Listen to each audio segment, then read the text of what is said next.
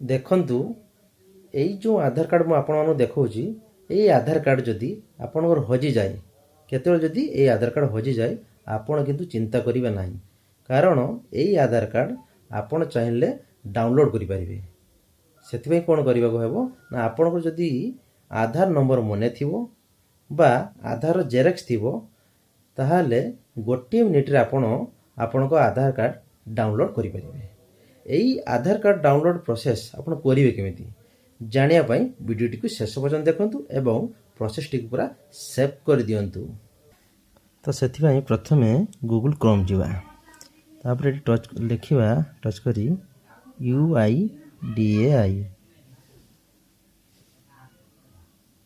ତାପରେ ନେକ୍ସଟ ଆସିଗଲା UIDAI।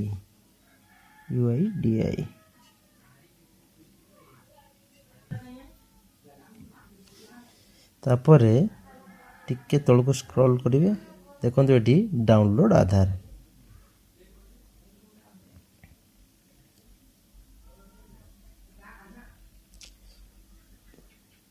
ଆଧାର ଇଏଟା ଟିକେ ସ୍ଲୋ ହୁଏ,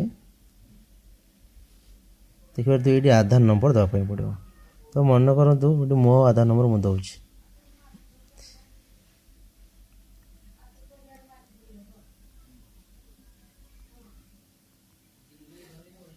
ଆଧାର ନମ୍ବର ଦେଲି, ତାପରେ ଏଠି କ୍ୟାପଚା ଅଛି, କ୍ୟାପଚାଟା ଦେବା ପାଇଁ ପଡ଼ିବ। ଠିକ୍ ଭାବରେ এই କ୍ୟାପଚାଟା ଲେଖିବେ।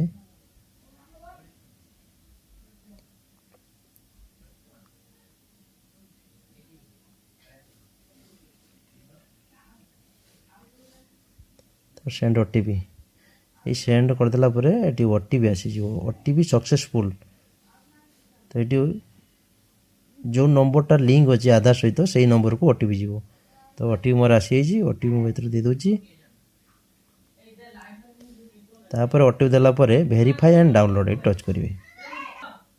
ଟିକେ ସମୟ ଲାଗିବ, ନେଟ୍ ଯେତେ ଫାଷ୍ଟ ରହିବ ସେତେ ଶୀଘ୍ର ଡାଉନଲୋଡ଼ ହେବ। ଦେଖନ୍ତୁ your Aadhaar card has been successfully downloaded. ତ ମୋର ଆଧାର କାର୍ଡ଼ ଡାଉନଲୋଡ଼ ହେଇଗଲା। ତ ଆଧାର କାର୍ଡ଼ ବର୍ତ୍ତମାନ ମୁଁ ଦେଖିବି କେମିତି, ଯେହେତୁ ଗୋଟେ ମୋ ଆଧାର କାର୍ଡ଼ ଡାଉନଲୋଡ଼ ହେଇଛି, ତ ମୋ ନାଁ ଦେଉଛି ମୁଁ KART। ତାପରେ ହେଲା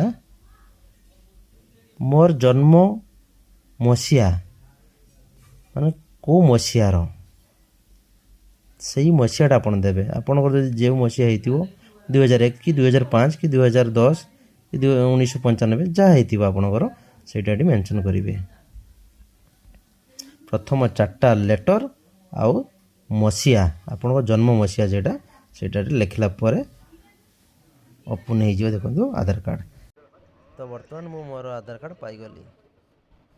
ତ ସାଙ୍ଗମାନେ, ଏବେ ଆପଣ ଚାହିଁଲେ ଆପଣଙ୍କ ଆଧାର କାର୍ଡ଼ ଆପଣ ଘରେ ବସି ଡାଉନଲୋଡ଼୍ କରିପାରିବେ। ଏଇ ଆଧାର କାର୍ଡ଼ ଡାଉନଲୋଡ଼୍ ପ୍ରୋସେସ୍ ଆପଣମାନଙ୍କୁ କେମିତି ଲାଗିଲା? ଯଦି ଭଲ ଲାଗିଥାଏ ବହୁ ମାତ୍ରାରେ ସେୟାର କରିବେ ଏବଂ ସୁନ୍ଦର ସୁନ୍ଦର ଟ୍ରିକ୍ସ ଜାଣିବା ପାଇଁ please follow my Facebook page Kartik Behera. Thank you.